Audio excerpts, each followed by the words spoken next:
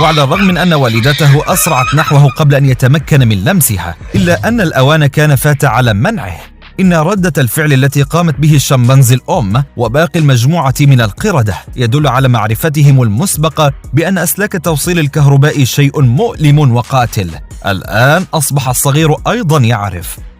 حادثة أخرى لصغير قرد آخر، لكنها كانت طريقة نوعا ما، حيث لم يقم بملامسة الأسلاك بيده بل بمؤخرته. بالطبع لم يكن يقصد ملامسة الأسلاك وأن تضيء مؤخرته.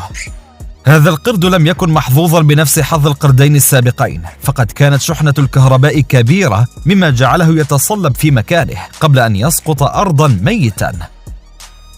الغوريلا رمادية الظهر هي كائن قوي، وهذا أكبر دليل. تعرضت هذه الغوريلا للصعق بشحنة كهرباء قوية بعد تسلقها لعمود كهرباء في أحد شوارع الهند، وكادت تسقط أرضا، لكنها